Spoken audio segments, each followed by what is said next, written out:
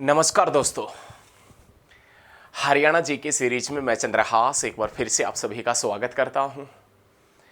आशा करता हूं कि मेरे सारे दोस्त, सभी साथी, सारे जितने भी दर्शक हैं, जितने भी स्टूडेंट हैं जो मेरी वीडियो देखते हैं, वो सभी ठीक होंगे, सभी के परिवार वाले ठीक होंगे, सभी बेहतरीन तरीके से आने वाले एचएसएससी के एग्जाम्स की तैयारी भी कर रहे होंगे। प्यारे साथियों, उसी तैयारी को और बेहतरीन बनाने के लिए मैं आपके सामने एक बार फिर से सबसे ज़बरदस्त हरियाणा जीके की क्लास लेके आया हूं। आप मेरे साथ में बने रहना, वीडियो को अंत तक देखना और वीडियो देखने के बाद में आप कमेंट भी करना कि वीडियो आपको कैसी लगी। लेकिन आपसे एक रिक्वेस्ट है कि यदि आप वीडियो देख लेना तो इस वीडियो को आप ज़्यादा से ज़्यादा स्टडी ग्रुप में शेयर मत करना, ताकि ये ही वीडियो यदि कोई दूसरे देख लेंगे तो आप में और दूसरे में फर्क क्या हो जाएगा, बहुत ओनर हो जाएंगे वो भी और आप भी। तो आप यदि ये चाहते हो कि सारी जानकारी हमारे पास में हो और इस जानकारी से अधूरे रहें तो आप इस वीडियो को खुद देखने के बाद शेयर करना ही मत, और आप वीडियो पर अंत तक बने रहना, क्योंकि हम बहुत ही ज़बरदस्त तरीके से आज की इस वीडियो के अंदर, इस लेक्चर के अंदर बहुत ज़बरदस्त तरीके से पढ़ेंगे। अब आपके मन में, आपके दिमाग में एक ही ख्याल आ रहा होगा कि इतना ज़बरदस्त तरीके से हम पढ़ेंगे तो आज की इस वीडियो का मुख्य टॉपिक क्या है, या इस वीडियो के अंदर या इस लेक्चर के अंदर हम हरियाणा जीके के कौन से टॉपिक के बारे में पढ़ेंगे। तो आज दोस्तों हम हरियाणा जीके का वो टॉपिक कर रहे हैं जो एग्जाम की दृष्टि से बहुत ही ज़्यादा इंपॉर्टेंट है, और जिसके क्वेश्चन प्रत्येक एग्जाम में आते ही आते हैं। तो आज दोस्तों इस वीडियो के अंदर हम हरियाणा के नेशनल पार्क पढ़ेंगे, वन्य जीव अभयारण्य पढ़ेंगे, ब्रीडिंग सेंटर प्रजनन केंद्र पढ़ेंगे, और आज हम हरियाणा के अंदर हिरण उद्यानों के बारे में पढ़ेंगे, चिड़ियाघरों के बारे में भी पढ़ेंगे। तो आप मेरे साथ में अंत तक बने रहना, क्योंकि ये वीडियो बड़ी ही शानदार, बड़ी ही ज़बरदस्त होने वाली है। तो चलिए अब स्टार्ट करते हैं।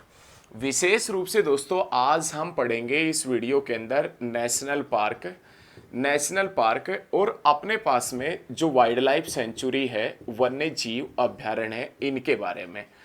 तो प्यारे साथियों, सबसे पहले अपने पास में क्वेश्चन आता है कि वन्य जीव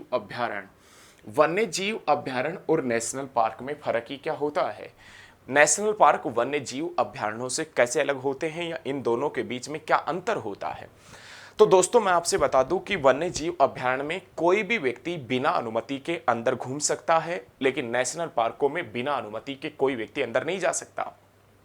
प्यारे दोस्तों मैं आपसे बता दूं कि नेशनल पार्क है ना, इन नेशनल पार्कों के अंदर कोई भी चरवाहा अपने मवेशी लेकर, भेड़ बकरी इनको लेकर कोई भी चरवाहा अंदर नहीं जा सकता बिना अनुमति के नेशनल पार्कों में, लेकिन वन्य जीव अभयारण्य में किसी भी प्रकार से घूमता है। प्यारे साथियों मैं आपसे बता दूं कि वन्य जीव अभयारण्य के अंदर से कोई भी किसी भी प्रकार का वृक्ष काट सकता है, लेकिन ऐसा नेशनल पार्क के अंदर नहीं कर सकता बिना अनुमति के। तो ये कुछ अंतर हैं वन्य जीव अभयारण्य और नेशनल पार्क के अंदर। तो सबसे पहले हम पढ़ेंगे हरियाणा के जो नेशनल पार्क हैं, उन नेशनल पार्कों के बारे में पढ़ेंगे। तो दोस्तों मैं आपकी जानकारी के लिए बता दूं कि भारत में टोटल नेशनल पार्क 109 है। भारत में टोटल नेशनल पार्क 109 है, 109 है। जिसमें सबसे बड़ा नेशनल पार्क का जिक्र किया जाए तो सबसे बड़ा नेशनल पार्क है हेमिस नेशनल पार्क। और ये हेमिस नेशनल पार्क कहाँ है तो आप बता देना दोस्तों, जम्मू कश्मीर में है। भारत में टोटल नेशनल पार्कों का जिक्र किया जाए तो 109 नेशनल पार्क हैं, जिसमें से अपने पास में एक नेशनल पार्क का नाम आता है जिसका नाम है हेमिस। और ये हेमिस नेशनल पार्क कहाँ है तो आप बताएंगे जम्मू कश्मीर में है, जम्मू कश्मीर में। लेकिन यहीं पर अपने पास में क्वेश्चन आएगा कि सबसे छोटा नेशनल पार्क कौन सा है। तो सबसे छोटे नेशनल पार्क का जिक्र किया जाए तो न्यू साउथ बटन ये भारत का सबसे छोटा नेशनल पार्क है। और ये न्यू साउथ बटन जो नेशनल पार्क है ये कहां पर स्थित है तो आप बताएंगे अंडमान एंड निकोबार द्वीप समूह के ऊपर स्थित है। भारत के अंदर टोटल 109 नेशनल पार्क हैं, जिसमें से एक हेमिस नेशनल पार्क है जो जम्मू कश्मीर में है। एक अपने पास में न्यू साउथ बटन आइलैंड के नाम से नेशनल पार्क है, और ये न्यू साउथ बटन आइलैंड के नाम से जो नेशनल पार्क है ये कहां पर स्थित है दोस्तों? तो आप बता देना, अंडमान एंड निकोबार द्वीप समूह के ऊपर ये नेशनल पार्क स्थित है। ध्यान रखें बड़े जबरदस्त तरीके से। अब हम आते हैं कि भारत में 109 नेशनल पार्क है, उसमें से 2 नेशनल पार्क दोस्तों हरियाणा में भी पड़ते हैं। भारत के अंदर 109 नेशनल पार्क हैं। 109 नेशनल पार्कों में 2 नेशनल पार्क, 109 नेशनल पार्क हैं भारत में, तो 2 नेशनल पार्क अपने पास में हरियाणा में भी पड़ते हैं। भारत के अंदर कुल नेशनल पार्कों की संख्या 109 है, तो 2 हरियाणा के अंदर है। जिसमें अपने पास में जो बहुत ही शानदार पॉइंट आता है वो पॉइंट आता है, एक अपने पास में नाम आता है सुल्तानपुर नेशनल पार्क। इसके सारे पॉइंट पढ़ेंगे जबरदस्त तरीके से, सुल्तानपुर नेशनल पार्क। और एक अपने पास में नाम आता है दोस्तों कलेसर नेशनल पार्क। ये 2 नेशनल पार्क अपने पास में हैं, एक सुल्तानपुर नेशनल पार्क, एक कलेसर नेशनल पार्क। तो सबसे पहले इस वीडियो के अंदर अपन जिक्र करेंगे सुल्तानपुर नेशनल पार्क की। सुल्तानपुर नेशनल पार्क, तो आज हम पहले नेशनल पार्क या हरियाणा के पहले नेशनल पार्क के बारे में पढ़ेंगे, जिसमें अपने पास में दोस्तों नाम आता है सुल्तानपुर नेशनल पार्क का। सुल्तानपुर नेशनल पार्क हरियाणा के अंदर दोस्तों 2 नेशनल पार्क हैं, तो दोनों सेम माप तोल के तो बना नहीं रखे, एक इनमें से बड़ा है तो एक छोटा है। हरियाणा का छोटा नेशनल पार्क कौन सा है? तो दोस्तों आप बताएंगे, हरियाणा का छोटा नेशनल पार्क सुल्तानपुर है। और ये सुल्तानपुर नेशनल पार्क कौन से डिस्ट्रिक्ट में है? तो दोस्तों आप बता देना, गुरुग्राम डिस्ट्रिक्ट के अंदर है। गुरुग्राम सुल्तानपुर नेशनल पार्क जो कहां पर स्थित है? गुरुग्राम। एक्चुअल में इस नेशनल पार्क के अंदर जितने भी पॉइंट बनेंगे, अब इनका जितना भी डाटा है वो मैं आपके सामने खोल के रख दूंगा, बस आप वीडियो पर अंत तक बने रहना, वीडियो को अंत तक आप देखना जरूर। भाई पहले ये सुल्तानपुर नेशनल पार्क वन्य जीव अभ्यारण्य था, और उससे पहले ये सुल्तानपुर झील हुआ करती थी। प्यारे दोस्तों, सुल्तानपुर जो झील है ना, सुल्तानपुर झील, इस सुल्तानपुर झील की खोज 1971 में की गई थी। और 1971 में इस सुल्तानपुर झील की खोज किसने की थी? तो आप बताएंगे, पीटर जैक्सन ने की थी। सुल्तानपुर झील की खोज किसने की थी? पीटर जैक्सन ने की थी। आपको वीडियो पसंद आ रही तो साथ के साथ में शेयर मत करना, बस लाइक करना, कमेंट करना, ठीक है। सुल्तानपुर झील की खोज कब की गई थी? तो आप बता देना, 1971 में सुल्तानपुर झील की खोज किसने की थी? पीटर जैक्सन ने की थी। सुल्तानपुर जो गुरुग्राम के अंदर है, इस झील की खोज 1971 के अंदर पीटर जैक्सन ने की थी।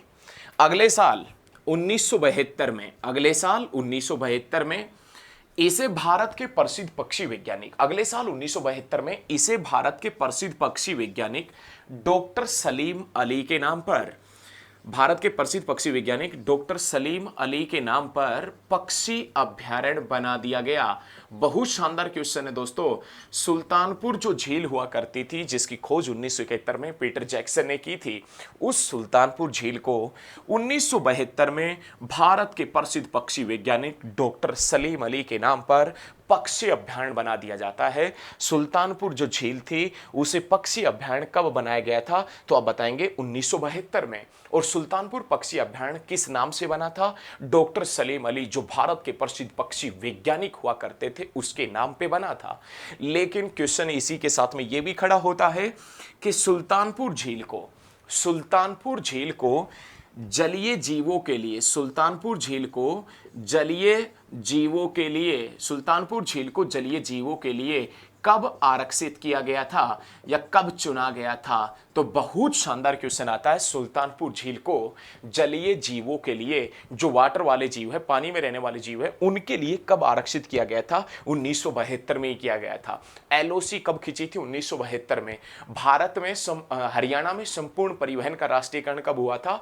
1972 में। भारत में डाक पिंजौन प्रणाली की शुरुआत कब हुई थी? 1972 में। और भारतीय वन्यजीव संरक्षण अधिनियम कब पारित हुआ था? 1972 में। और डॉक्टर सलीम अली के नाम पर पक्षी अभ्यारण्य गुरुग्राम में कब बना था? 1972 में। और सुल्तानपुर झील को दोस्तों, सुल्तानपुर झील को जलीय जीवों के लिए कब घोषित किया गया था? तो आप बता देना, 1972 में इसे जलीय जीवों के लिए घोषित किया गया था। एक बार मैं ऊपर की थोड़ी सी चीज़ें हटा रहा हूं क्योंकि जिक्र सुल्तानपुर का हो रहा है, तो इसलिए मैं चीज़ें हटा रहा हूं।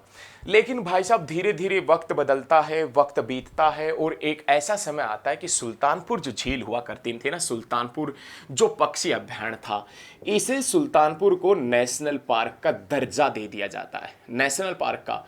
और ये सुल्तानपुर सुल्तानपुर जो पक्षी अभयारण्य था, ये सुल्तानपुर नेशनल पार्क कब बना था दोस्तों? 1991 के अंदर सुल्तानपुर नेशनल पार्क बना था।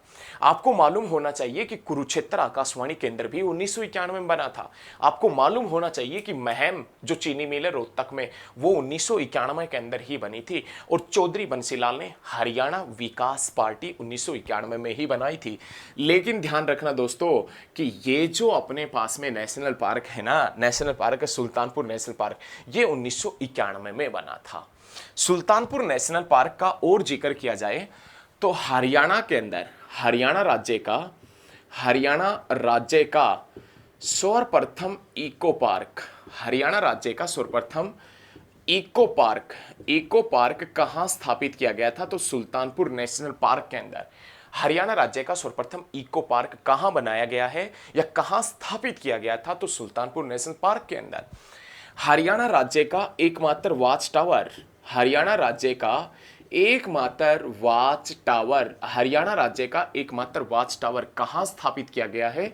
तो आप बताएंगे सुल्तानपुर नेशनल पार्क में। बहुत जबरदस्त क्वेश्चन है, बहुत शानदार प्रश्न है कि हरियाणा राज्य का सर्वप्रथम इको पार्क कहां स्थापित किया गया? सुल्तानपुर नेशनल पार्क में। हरियाणा राज्य का एकमात्र वॉच टावर कहां स्थापित किया गया? सुल्तानपुर नेशनल पार्क में। लेकिन ये जो सुल्तानपुर नेशनल पार्क है, ये जो सुल्तानपुर गांव का नाम है वैसे, ये जो सुल्तानपुर नेशनल पार्क है भाई साहब, ये सुल्तानपुर नेशनल पार्क किसके लिए फेमस है? कौन से पक्षियों के लिए फेमस है? तो सुल्तानपुर नेशनल पार्क है ना भाई, ये अपने पास में फेमस है कौन से पक्षियों के लिए? तो आप बता देना साइबेरियन सारस के लिए। अरे साइबेरियन सारस के लिए सुल्तानपुर नेशनल पार्क फेमस है। दोस्तों आप किसी से कमजोर नहीं हो, और आप भी, जो कोई और व्यक्ति एग्जाम क्लियर कर सकता है तो आप भी कर सकते हो, और आप मेरे साथ में बने रहो, बस एग्जाम तो चुटकियों में बखेर देंगे। ध्यान रखना, सुल्तानपुर नेशनल पार्क है, ये विशेष रूप से साइबेरियन सारस के लिए प्रसिद्ध है। साइबेरियन सारस पता है कहां से आते हैं? साइबेरिया रूस से आते हैं ये पक्षी, साइबेरिया रूस से। ध्यान रखना, साइबेरियन सारस है, ये साइबेरिया रूस के पक्षी है। और इनको भाई साहब ठंड पसंद है। जैसे ही भारत के अंदर, उत्तर भारत में या भारत के अंदर शीत ऋतु आती है, सर्दियों का दिन आता है, तो ये पक्षी साइबेरियन रूस से आ जाते हैं उत्तर भारत में। लेकिन जैसे ही ग्रीष्म ऋतु का आगमन होता है, गर्मियों का आगमन होता है, ये पक्षी वापिस चले जाते हैं शीत ऋतु के अंदर। इनको ठंडी पसंद है ओनली, ये पक्षी गर्मियों में रह ही नहीं सकते। जैसे बेबी को बेस पसंद है, इन पक्षियों को ठंड पसंद है। ध्यान रखना, ये चीजें ध्यान रखना कि ये पक्षी साइबेरियन सारस है, ये शीतकालीन पक्षी है, शीत ऋतु के पक्षी है। और जब शीत ऋतु आती है तो ये पक्षी आते हैं। और हरियाणा में सर्वाधिक मात्रा में ये पक्षी कहाँ आते हैं? तो सुल्तानपुर नेशनल पार्क के ऊपर आते हैं। सुल्तानपुर जो नेशनल पार्क है वहां ये पक्षी आते हैं। तो ध्यान रखना, सुल्तानपुर नेशनल पार्क किसके लिए फेमस है? साइबेरियन सारस के लिए भी फेमस है। प्यारे साथियों, प्यारे दोस्तों, भारत के अंदर पक्षियों की लगभग 1250 प्रजातियां मिलती है। भारत में पक्षियों की लगभग 1250 प्रजातियां मिलती है। ये ध्यान रखिएगा, भारत में पक्षियों की लगभग 1250 प्रजातियां मिलती है। लेकिन जिनमें से पक्षियों की 500 प्रजातियां कहां पर मिलती है? तो दोस्तों आप बताएंगे हरियाणा में। पूरे भारत का ओवरऑल जिक्र किया जाए तो भारत में पक्षियों की लगभग 1250 प्रजातियां मिलती है, और 1250 प्रजातियों में से 500 प्रजातियां हरियाणा में मिलती है। और पक्षियों की 500 प्रजातियों में से दोस्तों 250 प्रजातियां हरियाणा के अंदर सुल्तानपुर नेशनल पार्क के अंदर मिलती है, सुल्तानपुर नेशनल पार्क के अंदर। लेकिन इस सुल्तानपुर नेशनल पार्क का एक पॉइंट और खड़ा हो गया, बड़ा जबरदस्त पॉइंट है कि सुल्तानपुर जो नेशनल पार्क है ना, इसे रामसर साइट में कब जोड़ा गया था? इस सुल्तानपुर जो नेशनल पार्क है, इसे रामसर साइट में कब जोड़ा गया है? तो सुल्तानपुर नेशनल पार्क को दोस्तों रामसर साइट में कब जोड़ा गया है? तो 14 अगस्त 2021 में जोड़ा गया है। 14 अगस्त 2021 में सुल्तानपुर नेशनल पार्क है, इसको रामसर साइट में कब जोड़ा गया है? तो 14 अगस्त 2021 में। 14 अगस्त 2021 के अंदर सुल्तानपुर जो नेशनल पार्क है इसे रामसर साइट में जोड़ा गया है। एक्चुअल में रामसर साइट क्या होती है? रामसर साइट क्या होती है? अरे वो अंतर्राष्ट्रीय आर्द्र भूमि, वो अंतर्राष्ट्रीय आर्द्र भूमि जिनका अंतर्राष्ट्रीय महत्व होता है, या वो अंतर्राष्ट्रीय आर्द्र भूमि जो पूरे विश्व के अंदर फेमस होती है, पूरे विश्व में। या इसका एक लाइन में एक पॉइंट आप याद रख सकते हो, वो आर्द्र भूमि, वो वेटलैंड एरिया जो पूरे विश्व में फेमस है, जो पूरे विश्व में प्रसिद्ध है, उन्हें ही हम रामसर साइट में जोड़ते हैं। अरे वो आर्द्र भूमि जिनका अंतर्राष्ट्रीय महत्व होता है, वो वेटलैंड एरिया जिनका अंतर्राष्ट्रीय महत्व होता है, उन्हें हम रामसर साइट में जोड़ते हैं। तो हरियाणा का 2 स्थान रामसर साइट में जोड़ा गया था। एक अभी थोड़ी देर में बताएंगे, अभी आप मेरे साथ में बने रहो। और एक अपने पास में है सुल्तानपुर, और सुल्तानपुर को रामसर साइट में दोस्तों कब जोड़ा गया था? 14 अगस्त 2021 के अंदर सुल्तानपुर को रामसर साइट में जोड़ा गया था। तो मैं मानता हूं कि आपने सुल्तानपुर नेशनल पार्क से रिलेटेड जो भी पॉइंट होंगे वो आपने अच्छे तरीके से नोट भी किए होंगे, जबरदस्त तरीके से आपने पढ़े होंगे। प्यारे साथियों मेरे साथ में बने रहना और वीडियो को अंत तक देखना, क्योंकि वीडियो बड़ी ही शानदार, वीडियो बहुत ही जबरदस्त होने वाली है, वीडियो बहुत ही जबरदस्त। उसके बाद में अपने पास में सेकंड जो नेशनल पार्क आता है, दूसरा जो नेशनल पार्क अपने पास में, उसमें नाम आता है दोस्तों कलेसर नेशनल पार्क। दूसरा अपने पास में नाम आता है एक नेशनल पार्क का नाम है, जिसका नाम क्या है अपने पास में? कलेसर नेशनल पार्क है। बहुत जबरदस्त तरीके से पढ़ेंगे कलेसर। प्यारे साथियों, कलेसर नेशनल पार्क कहाँ है? तो आप बताएंगे यमुनानगर में कलेसर नेशनल पार्क है। और ये जो कलेसर नेशनल पार्क है ये यमुनानगर में है। और ध्यान रखिएगा कौन सी नदी के किनारे पड़ता है? यमुना नदी के किनारे पड़ता है। बहुत शानदार क्वेश्चन। हरियाणा में नेशनल पार्क 2 हैं, एक सुल्तानपुर, एक कलेसर। तो हरियाणा का बड़ा नेशनल पार्क कौन सा है? तो आप बताएंगे दोस्तों कलेसर नेशनल पार्क हरियाणा का बड़ा नेशनल पार्क है। कलेसर नेशनल पार्क जो यमुनानगर के अंदर है, कलेसर नेशनल पार्क जो यमुनानगर में है। और ये कलेसर नेशनल पार्क दोस्तों जो यमुना नदी के किनारे है, जो यमुना नदी के किनारे स्थित है कलेसर नेशनल पार्क। लेकिन ध्यान रखना, यमुना नदी हरियाणा में प्रवेश भी कहां से करती है? हरियाणा में एंट्री कहां से मारती है? कलेसर से ही यमुना नदी हरियाणा में प्रवेश करती। कलेसर से ही यमुना नदी हरियाणा में प्रवेश करती है, ये आप ध्यान रखिएगा। कलेसर नेशनल पार्क जो यमुनानगर में है और यमुना नदी के किनारे स्थित है। यमुना नदी हरियाणा में प्रवेश कहां से करती है? तो कलेसर से ही प्रवेश करती है। दोस्तों ये कलेसर नेशनल पार्क कब बना था? ये कलेसर नेशनल पार्क कब बना है? 2003 में बना है। 2003 में। हरियाणा में देवी रक्षक योजना कब शुरू हुई है? 2003 में। चौधरी जो देवीलाल यूनिवर्सिटी है सिरसा में, वो कब बनी है? 2003 में। ध्यान रखिएगा। और 2003 में ही हरियाणा में वनस्पति वन योजना चली है और 2003 के अंदर ही कलेसर नेशनल पार्क बना है। कलेसर नेशनल पार्क दोस्तों 2003 में बना था। यह 3 ही चीजों के लिए फेमस है, 3 चीजों के लिए। एक अपने पास में नाम आता है लाल जंगली मुर्गे। अरे लाल जंगली मुर्गे। सेकेंड ऑफ ऑल अपने पास में दोस्तों नाम आता है भौंकने वाले हिरण। लाल जंगली मुर्गे, भौंकने वाले हिरण और चीड़ के वृक्षों के लिए बहुत जबरदस्त भाई साहब, बहुत शानदार। कलेसर नेशनल पार्क जो यमुनानगर में है, कलेसर नेशनल पार्क जो यमुनानगर में है, जो 2003 में बना था, जो 3 ही चीजों के लिए फेमस है, लाल जंगली मुर्गे, भौंकने वाले हिरण और चीड़ के वृक्षों के लिए फेमस है, चीड़ के वृक्षों के लिए। और तारपीन का जो तेल होता है ना दोस्तों, तारपीन का तेल कौन से वृक्षों से प्राप्त किया जाता है? तो आप बता देना, चीड़ के वृक्षों से तारपीन का तेल प्राप्त किया जाता है।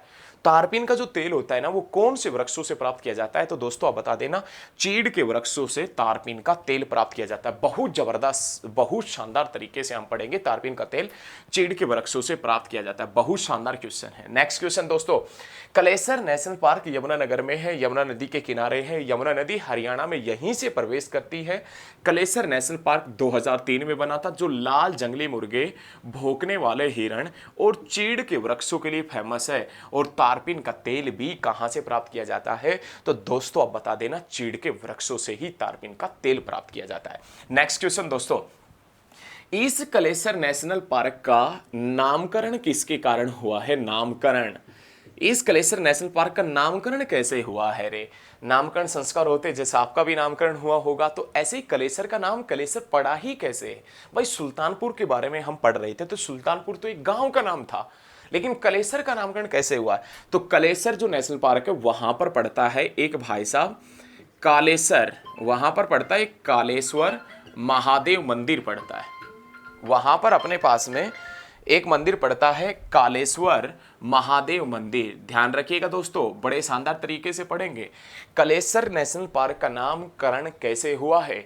तो यहां पर एक कालेश्वर महादेव मंदिर पड़ता है और उसी कालेश्वर महादेव मंदिर के कारण ही इसका नाम पड़ा है क्या? तो आप बता देना दोस्तों, कलेसर पड़ा है, कलेसर। लेकिन ये कलेसर नेशनल पार्क जो नेशनल पार्क बनने से पहले अपने पास में क्या हुआ करता था? तो दोस्तों आप बता देना, ये क्या होता था? वन्य जीव अभ्यारण्य हुआ करता था, वाइल्ड लाइफ सेंचुरी वन्य जीव अभ्यारण्य था। और ये वन्य जीव अभ्यारण्य कब बना था? तो आप बताएंगे 2000 में बना था। हरियाणा में किसानों की स्थिति को सुधारने के लिए हरियाणा सरकार ने कृषक उपहार योजना की शुरुआत कब की थी? 2000 में की थी। कलेसर वन्य जीव अभ्यारण्य वाइल्ड लाइफ सेंचुरी कब बना था? 2000 में ही बना था। और कलेसर नेशनल पार्क जिसका नामकरण कालेसर महादेव मंदिर के कारण हुआ है। तो प्यारे साथियों, ये हरियाणा के 2 नेशनल पार्क थे। अब मैं हरियाणा के अंदर जो वाइल्ड लाइफ सेंचुरी है, वन्य जीव अभ्यारण्य है, उनके बारे में जिक्र करूंगा। आप वीडियो को अंत तक देखना। अरे मजा आ रहा है एकदम पढ़ने में, मजा भाई साहब, बहुत अच्छा पढ़ रहे हो, कसम से बहुत अच्छा पढ़ रहे हो। और अब की बार ना सबसे जहर तरीके से पढ़ रहे हैं, सबसे जहर तरीके सिस्टम हैंग कर देंगे। एचएसएससी ने कोई भी क्वेश्चन पूछा, क्वेश्चन की खोपड़ी में ही मारेंगे भाई साहब सीधा। तो आप मेरे साथ में अंत तक बने रहें, आप मेरे साथ में अंत तक बने रहें, अंत तक बने रहें। बहुत जबरदस्त तरीके से अपन पढ़ेंगे दोस्तों। चलिए चलिए, अब हम जिक्र करेंगे दोस्तों जो हरियाणा के अंदर वन्य जीव अभ्यारण्य है ना, उनका वन्य जीव जो अभ्यारण्य है, वाइल्ड लाइफ सेंचुरी है, उनका जिक्र करेंगे। वन्य जीव अभ्यारण्यों के बारे में पढ़ेंगे, वाइल्ड लाइफ सेंचुरी जो है उनके बारे में हम देखेंगे।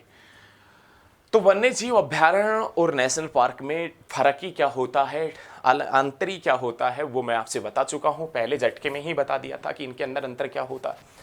लेकिन दोस्तों अब मैं बता दूं आपसे कि हरियाणा के अंदर एक वन्य जीव अभ्यारण्य, अब स्टार्ट करते हैं। हरियाणा के अंदर एक वन्य जीव अभ्यारण्य जिसका नाम है अबू शहर, अबू शहर, अबू शहर वन्य जीव अभ्यारण्य।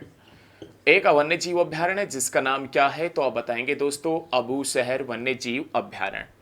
और ये जो अबू शहर वन्य जीव अभ्यारण्य है ना दोस्तों, ये कहां पर पड़ता है? तो आप बता देना, सिरसा के अंदर पड़ता है, सिरसा में। अबू शहर वन्य जीव अभ्यारण्य दोस्तों सिरसा में है। और ये अबू शहर वन्य जीव अभ्यारण्य सिरसा में है, जो भाई साहब हरियाणा का सबसे बड़ा वन्य जीव अभ्यारण्य है। हरियाणा का सबसे बड़ा वन्य जीव अभ्यारण्य का जिक्र किया जाए, सबसे बड़ा वाइल्ड लाइफ सेंचुरी देखा जाए, हरियाणा का सबसे बड़ा वन्य जीव अभ्यारण्य तो अबू शहर है रे, अबू शहर। और ये अबू शहर दोस्तों कहाँ है? तो आप बताएंगे सिरसा में। इस अबू शहर वन्य जीव अभ्यारण्य के अंदर काला तितर पर्यटन स्थल भी है।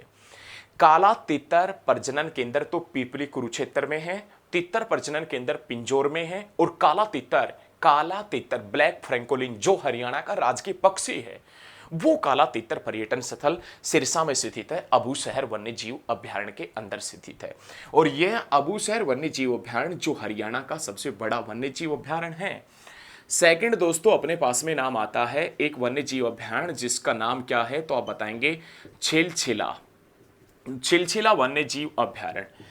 लेकिन ये छिलछिला जो वन्य जीव अभ्यारण्य है, वाइल्ड लाइफ सेंचुरी है दोस्तों, ये कहां पर है? कुरुक्षेत्र में है।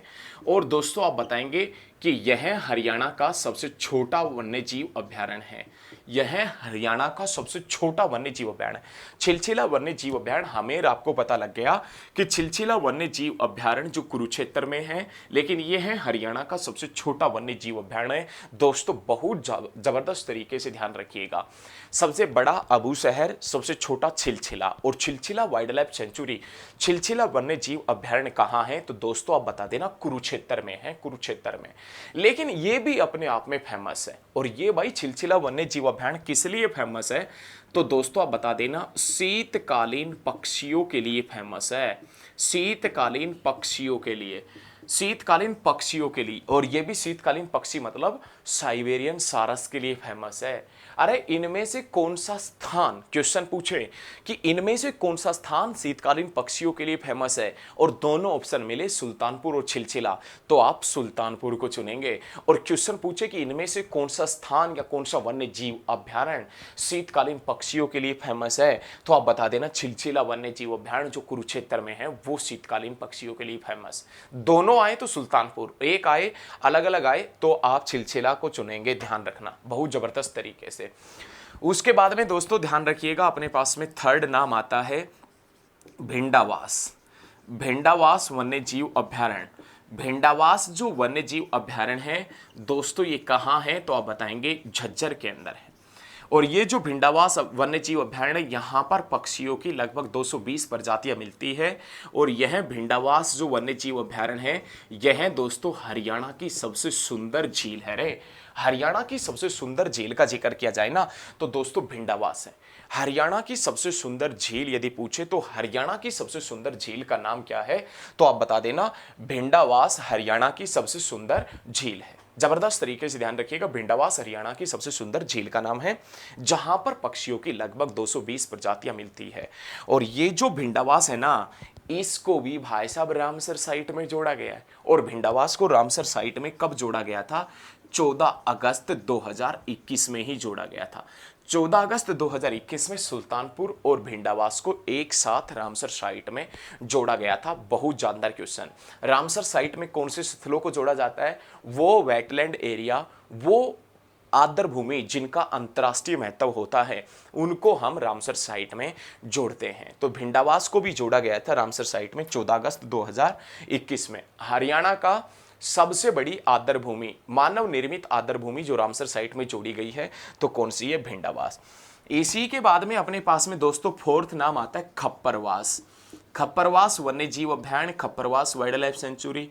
ये खप्परवास वन्यजीव अभयारण्य भी कहाँ है? झज्जर में है। और भिंडावास वन्यजीव अभयारण्य भी कहाँ है दोस्तों? तो आप बता देना, झज्जर के अंदर। भिंडावास, खप्परवास और जो भी वन्यजीव अभयारण्य है वो कहाँ पर पड़ते हैं? तो आप बताएंगे झज्जर के अंदर पड़ते हैं। एक बार मैं दोस्तों थोड़ा सा इंक डाल लेता हूँ, इंक सा थोड़ा सा कम हो गया तो इंक एक बार मैं भर लेता हूँ, इंक डाल लेता हूँ, क्योंकि इंक डालेंगे तभी बोर्ड के ऊपर अच्छा दिखेगा और तभी मजा आएगा भाई साहब पढ़ने में। एकदम भाई साहब जबरदस्त तरीके से पढ़ रहे हैं। ये बैच तो बड़ा शानदार चला हुआ है, बड़ा शानदार। और HSSC CT के पेपर से पहले इस बैच को खत्म कर देंगे और बखेर के रख दोगे सब कुछ आप बखेर के रख दोगे CT के पेपर में। इतना बेहतरीन तरीके से हम पढ़ेंगे, ठीक है। तो चलिए अब नेक्स्ट क्वेश्चन की तरफ बढ़ते हैं। उसके बाद में दोस्तों अपने पास में नाम आता है वीर शिकारगढ़। अपने पास में जो नाम आता है उसमें नाम आता है वीर शिकारगढ़ वन्यजीव अभयारण्य। वीर शिकारगढ़ वन्यजीव अभयारण्य। और ये वीर शिकारगढ़ जो वन्यजीव अभयारण्य है ये कहाँ है दोस्तों? पिंजौर में। और पिंजौर जिसका पुराना नाम क्या है? पंचमपुर अथवा विराटनगर जिसका पुराना नाम है। उसके बाद में दोस्तों अपने पास में नाम आता है उसके बाद में खोल ही रैतान वन्यजीव अभयारण्य। खोल ही रैतान वन्यजीव अभयारण्य ये भी कहाँ पर पड़ता है दोस्तों? तो आप बताएंगे दोस्तों, ये भी पड़ता है पिंजौर के अंदर ही पड़ता है। उसके बाद में दोस्तों अपने पास में नाम आता है बीरबारा वन्यजीव अभयारण्य। बीरबारा वन्यजीव अभयारण्य ये कहाँ पर पड़ता है? तो दोस्तों आप बताएंगे हार्ट ऑफ हरियाणा में। हार्ट ऑफ हरियाणा मतलब जींद में। और उसके बाद में दोस्तों नाम आता है अपने पास में सरस्वती, सरस्वती वन्य जीव अभयारण्य, बहुत शानदार क्वेश्चन है दोस्तों। सरस्वती वन्य जीव अभयारण्य ये कहाँ है? तो कैथल में है। लेकिन कौन कौन से जिले की सीमा के ऊपर स्थित है?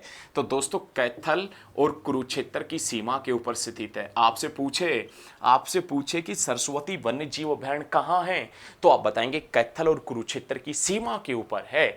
आपसे पूछे कि सरस्वती वन्य जीव अभयारण्य कौन से जिले में है, तो सिर्फ आप कैथल बताएंगे। एक जिला पूछे तो कैथल, दो दो के पेयर पूछे तो कैथल और कुरुक्षेत्र की सीमा के ऊपर। लेकिन ये सरस्वती वन्य जीव अभयारण्य जो 1988 में बना था दोस्तों, और इसे अन्य किस नाम से भी जाना जाता है, तो आप बताएंगे सोनसर जंगल के नाम से। सोनसर जंगल के नाम से भी इसे जाना जाता है।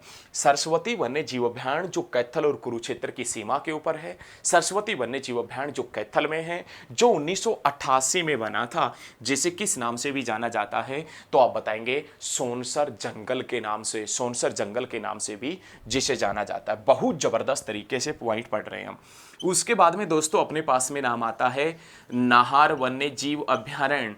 नाहर वन्य जीव अभयारण्य, और ये नाहर वन्य जीव अभयारण्य दोस्तों कहाँ है, तो आप बताएंगे रेवाड़ी में। अरे नाहर वन्य जीव अभयारण्य कहाँ है? रेवाड़ी में। 1987 के अंदर बना था।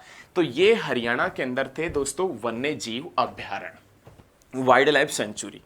अब हम जो जिक्र करेंगे ना, वो हम ब्रीडिंग सेंटरों का जिक्र करेंगे, जो प्रजनन केंद्र है उनका जिक्र करेंगे। अब अपने पास में जो नेक्स्ट पॉइंट आता है उसमें नाम आता है प्रजनन केंद्र, मतलब जो ब्रीडिंग सेंटर है उनका। हरियाणा के प्रमुख जो प्रजनन केंद्र है उनका जिक्र हम करेंगे। तो सबसे पहले दोस्तों अपने पास में फर्स्ट जो नाम आता है वो नाम आता है गिद्ध संरक्षण। गिद्ध संरक्षण व प्रजनन केंद्र। गिद्ध संरक्षण व प्रजनन केंद्र। गिद्ध संरक्षण व प्रजनन केंद्र कहाँ है दोस्तों, तो आप बता देना पिंजौर में है। पिंजौर में। और ये कब बना था दोस्तों, तो 2006 के अंदर बना था। अब पिंजौर कहाँ है, तो पंचकुला के अंदर है। हरियाणा में गिद्ध संरक्षण व प्रजनन केंद्र कहाँ है? पिंजौर पंचकुला में। लेकिन आपसे एग्जामिनर पूछ ले कि हरियाणा में सबसे ज्यादा गिद्ध कहाँ मिलते हैं, तो भाई गिद्ध संरक्षण व प्रजनन केंद्र वहीं पर मिलेंगे। तो सबसे ज्यादा गिद्ध पंचकुला पिंजौर के अंदर ही मिलते हैं। दोस्तों ये गिद्ध संरक्षण व प्रजनन केंद्र किस किस के सहयोग से बना था, तो जो नेचुरल हिस्ट्री सोसाइटी है, नेचुरल हिस्ट्री सोसाइटी बॉम्बे के सहयोग से, नेचुरल हिस्ट्री सोसाइटी बॉम्बे के सहयोग से, zoological society of London, zoological society of London के सहयोग से, और थर्ड अपने पास में नाम आता है royal society of protection world. Royal society of protection world UK के सहयोग से बना था। बहुत जबरदस्त क्वेश्चन है कि गिद्ध संरक्षण व प्रजनन केंद्र जो पिंजौर पंचकुला में पड़ता है, ये किस किस के सहयोग से बना था, तो नेचुरल हिस्ट्री सोसाइटी बॉम्बे के सहयोग से, जूलॉजिकल सोसाइटी ऑफ लंदन के सहयोग से, और royal society of protection world UK के सहयोग से बनाया गया था। उसके बाद सेकंड दोस्तों अपने पास में नाम आता है कि रेड जंगल फाउल प्रजनन केंद्र। रेड जंगल फाउल बिल्डिंग सेंटर प्रजनन केंद्र कहाँ है, तो दोस्तों आप बता देना पिंजौर के अंदर है। पिंजौर के अंदर रेड जंगल फाउल प्रजनन केंद्र पिंजौर में। उसके बाद में थर्ड अपने पास में नाम आता है दोस्तों फीजेंट व मोनाल प्रजनन केंद्र। फीजेंट व मोनाल प्रजनन केंद्र कहाँ है, तो आप बताएंगे मोरनी हिल्स के ऊपर। मोरनी हिल्स पिंजौर पंचकुला के अंदर। फोर्थ अपने पास में नाम आता है दोस्तों फीजेंट व मोनाल हो गया। उसके बाद में चिड़िया प्रजनन केंद्र, चिड़िया प्रजनन केंद्र। उसके बाद में अपने पास में चिड़िया प्रजनन केंद्र के बाद में नाम आता है तितर प्रजनन केंद्र। चिड़िया व तितर प्रजनन केंद्र कहाँ पर पड़ते हैं, तो आप बताएंगे मोरनी हिल्स के ऊपर ही पड़ते हैं। रेड जंगल फाउल प्रजनन केंद्र पिंजौर में, चिड़िया प्रजनन केंद्र व तितर प्रजनन केंद्र अपने पास में दोस्तों कहां पर पड़ते हैं, मोरनी हिल्स के ऊपर पड़ते हैं। मोरनी हिल्स जो पिंजौर पंचकुला के अंदर है वहां पर ये दोस्तों अपने पास में पड़ते हैं। नेक्स्ट क्वेश्चन अपने पास में नाम आता है, भाई बहुत ही शानदार क्वेश्चन है, मयूर व चिंकारा प्रजनन केंद्र, मयूर व चिंकारा प्रजनन केंद्र, मयूर व चिंकारा प्रजनन केंद्र, मयूर व चिंकारा प्रजनन केंद्र है, ये कहाँ है? तो दोस्तों ये हरियाणा में दो जगह के ऊपर है, सॉरी एक जगह के ऊपर है, जिसमें नाम आता है झाबुआ। और झाबुआ कहाँ है? तो दोस्तों आप बता देना, रेवाड़ी के अंदर। मयूर व चिंकारा प्रजनन केंद्र पूछे, मयूर व चिंकारा प्रजनन केंद्र, तो झाबुआ में, झाबुआ जो बावल विधानसभा क्षेत्र में है, जो रेवाड़ी के अंदर पड़ता है। लेकिन यहीं पर आपसे सेकंड क्वेश्चन पूछ ले वो आपसे कि चिंकारा प्रजनन केंद्र कहाँ है, चिंकारा प्रजनन केंद्र कहाँ है? तो चिंकारा प्रजनन केंद्र हरियाणा में दो जगह के ऊपर है। और चिंकारा प्रजनन केंद्र कहाँ है दो जगह के ऊपर? तो आप बता देना दोस्तों, कैरू भिवानी के अंदर, कैरू भिवानी के अंदर और पीपली कुरुक्षेत्र में, दो जगह के ऊपर पड़ता है। बहुत शानदार क्वेश्चन है। मयूर व चिंकारा प्रजनन केंद्र पूछे तो मयूर व चिंकारा प्रजनन केंद्र तो पड़ता है झाबुआ बावल रेवाड़ी में। लेकिन यहीं पर सेकंड क्वेश्चन पूछ लेता है आपसे कि चिंकारा प्रजनन केंद्र कहाँ है? कैरू भिवानी में और पीपली कुरुक्षेत्र में चिंकारा प्रजनन केंद्र है। ठीक है। उसके बाद में दोस्तों अपने पास में नाम आता है मगरमच्छ, मगरमच्छ है। मगरमच्छ प्रजनन केंद्र कहाँ है? मगरमच्छ जो ब्रीडिंग सेंटर है वो कहाँ है? तो मगरमच्छ प्रजनन केंद्र का जिक्र करें तो अपने पास में एक स्थान पड़ता है भोर सैदान, भोर सैदान। और ये भोर सैदान जो स्थान पड़ता है दोस्तों, ये कुरुक्षेत्र में पड़ता है। मगरमच्छ प्रजनन केंद्र जो भोर सैदान में पड़ता है, भोर सैदान। और भोर सैदान कहाँ है? तो आप बताएंगे कुरुक्षेत्र में। मगरमच्छ प्रजनन केंद्र भोर सैदान कुरुक्षेत्र केंद्र पड़ता है, ये ध्यान रखिएगा। भोर सैदान कुरुक्षेत्र में मगरमच्छ प्रजनन केंद्र है। उसके बाद में अपने पास में नाम आता चिड़ियाघर, चिड़ियाघर, चिड़ियाघर का जिक्र कर लेते हैं। भाई हरियाणा के अंदर चिड़ियाघर का जिक्र करें तो एक चिड़ियाघर तो है अपने पास में भिवानी में, एक चिड़ियाघर है अपने पास में दोस्तों कुरुक्षेत्र में, और एक चिड़ियाघर है अपने पास में रोहतक में। बहुत शानदार क्वेश्चन है, ये तीन चिड़ियाघर है। हरियाणा में चिड़ियाघर का जिक्र किया जाए तो हरियाणा में विशेष रूप से दोस्तों तीन चिड़ियाघर है, तीन चिड़ियाघर है, जिसमें भिवानी वाला चिड़ियाघर बना था 1982 और 83 में बना था। कुरुक्षेत्र का भी चिड़ियाघर 1982 और 83 में बना था, और रोहतक का चिड़ियाघर 1985 और 86 में बना था। ध्यान रखिएगा, हरियाणा में विशेष रूप से दोस्तों तीन चिड़ियाघर हैं, एक भिवानी में, एक कुरुक्षेत्र में, एक रोहतक में। रोहतक चिड़ियाघर 1985-86 में बना था, कुरुक्षेत्र चिड़ियाघर 1982-83 में बना था, और भिवानी चिड़ियाघर, भिवानी वाला जो चिड़ियाघर है वो भी कब बना था? तो दोस्तों आप बता देना 1982 और 83 में ही बना था। उसके बाद में अपने पास में नाम आता है दोस्तों हिरण उद्यान, हिरण उद्यान। हिरण उद्यानों का जिक्र करें तो हरियाणा में दो हिरण उद्यान हैं, एक हिसार में है और एक दोस्तों हिरण उद्यान महम में पड़ता है, महम रोहतक में। हरियाणा में दो हिरण उद्यान हैं, एक हिसार में, एक महम। और महम कहाँ है? तो दोस्तों आप बता देना, रोहतक में, महम रोहतक में। हिसार वाला जो हिरण उद्यान है ना, ये कब बना था? 1970 में, 1970 में। हिसार हिरण उद्यान 1970 में बना था। सभी गांव में बिजली भी 1970 में पहुंची थी। चौधरी चरण सिंह यूनिवर्सिटी जो हिसार में है वो भी 1970 में बनी थी।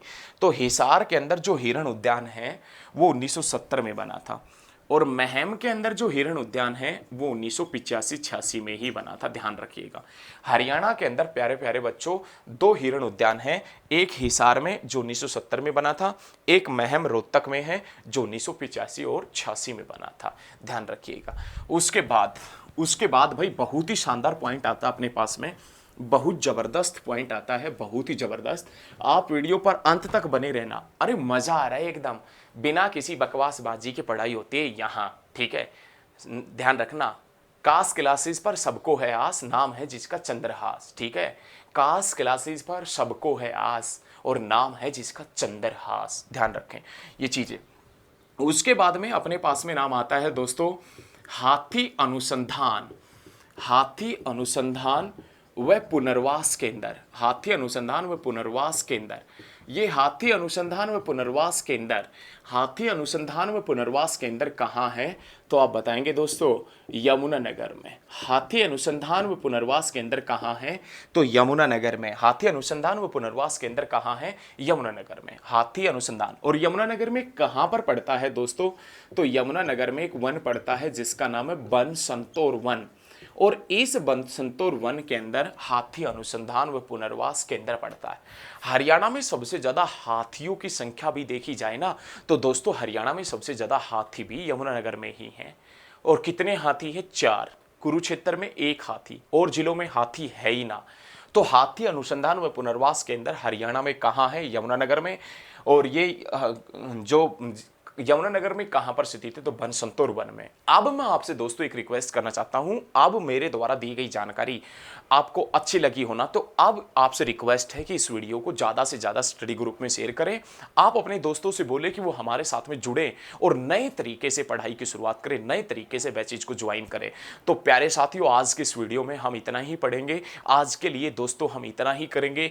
आप मेरे साथ में बने रहना। अरे बहुत ही जबरदस्त तरीके से HSSC का नया बैच मैं आपके सामने लेके आया हूं, बड़े शानदार तरीके से पढ़ेंगे। आज की इस वीडियो में दोस्तों हम इतना ही पढ़ेंगे। बहुत जल्द मिलेंगे नेक्स्ट क्लास में लेकर। बड़ा जोश, उत्साह और आपके अंदर उत्सव का माहौल होना चाहिए HSSC के एग्जाम को लेकर। तो आज दोस्तों इतना ही। जय हिंद, जय हरियाणा। बहुत जल्द मिलेंगे।